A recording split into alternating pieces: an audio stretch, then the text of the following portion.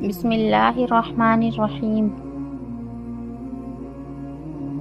یہ کہانی ایک دور دراز وادی سلما کی ہے، جہاں ایک چھوٹا سا گاؤں نور آباد واقع تھا۔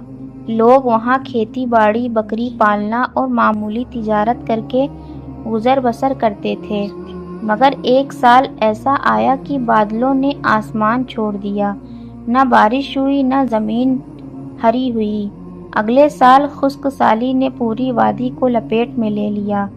لوگوں کے گھروں میں کھانے کو کچھ نہ رہا، جانور سوکھنے لگے، کنویں خشک ہو گئے۔ زیادہ تر لوگ گاؤں چھوڑ کر شہر بلقیس نگر کی طرف ہجرت کرنے لگے، مگر ایک بزرگ یوسف خال نے جانے سے انکار کر دیا۔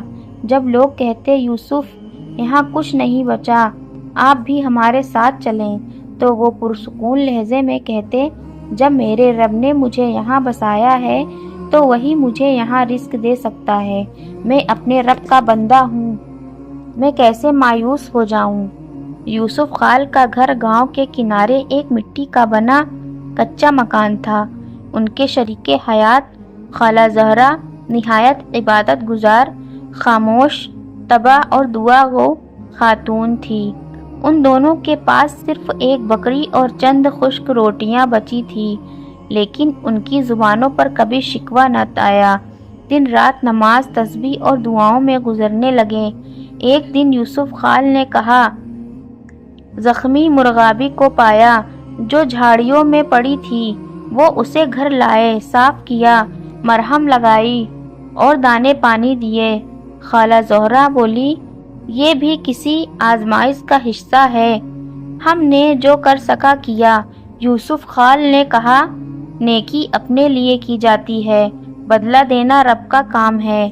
چند دن بعد یوسف خال نے خواب دیکھا کہ ایک روشنی سے بھرا فرشتہ آیا اور کہا، اے صابر بندے، تمہیں دو راستے دکھائے جائیں گے، ایک آسان جس میں دنیا کی چمک ہے، اور دوسرا مشکل مگر اس میں رب کی رضا ہے۔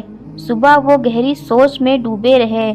اسی دن شہر بلقیس نگر سے ایک قافلہ آیا، جنہوں نے یوسف خال کو دعوت دی، ہمارے ساتھ چلو، ہم تمہیں دولت، مکان اور عزت دیں گے، تم ہمارے قافلے کے رہبر بن جاؤ۔ مگر یوسف خال نے کہا، مجھے نہ رہبری کا شوق ہے نہ دولت کی طلب، میرا رب کافی ہے۔ اسی شام آسمان پر کالے بادل چھا گئے۔ کچھ ہی دیر میں موسلا دھار بارش شروع ہو گئی۔ زمین نے پانی چوسا، گھاس اگ آئی، کنویں بھرنے لگے۔ نور آباد کی وادی پھر سے ہری ہونے لگی۔ جو لوگ چلے گئے تھے وہ واپس آنے لگے۔ سب حیران تھے کہ یوسف خال کا گھر سلامت، اس کا کھیت سرسبز اور بکری بھی موٹی ہو گئی تھی۔ جب لوگوں نے پوچھا یہ سب کیسے ممکن ہوا، تو وہ مسکرا کر بولے، رب کی رحمت دیر سے آتی ہے مگر آتی ضرور ہے۔ ایک روز شہر بلقیس نگر کے امیر کا قافلہ گاؤں آیا۔ امیر کا بیٹا سخت بیمار تھا۔ شہر کے حکیم عزیز آ گئے تھے۔ کسی نے مشورہ دیا، نور آباد میں ایک بزرگ رہتے ہیں، دعا کے لیے ان سے ملے۔ امیر نے یوسف خال سے دعا کی درخواست کی۔ انہوں نے عاجزی سے کہا، شفا دینے والا صرف اللہ ہے، میں دعا کروں گا۔ انہوں نے سادہ سے الفاظ میں دعا کی، اے رب، تو شافی ہے، تو اپنے بندے کو صحت عطا کر دے۔ اگلی صبح امیر کا بیٹا تندرست تھا۔ امیر نے سونا چاندی پیش کیا، مگر یوسف خال نے لینے سے انکار کر دیا۔ انہوں نے کہا، یہ سب تمہاری آزمائش تھی اور میری بھی، شفا اللہ نے دی، تم اس کا شکر ادا کرو۔ کئی برس گزر گئے۔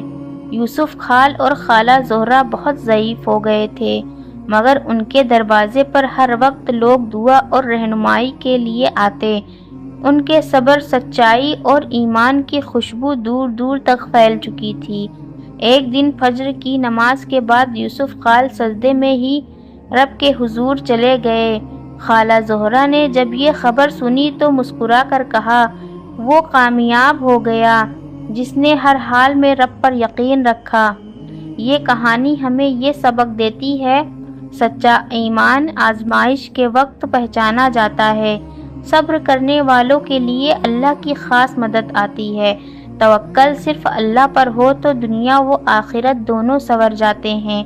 جو اللہ کی رضا چاہتا ہے اللہ اس کی عزت دنیا میں بھی کر دیتا ہے۔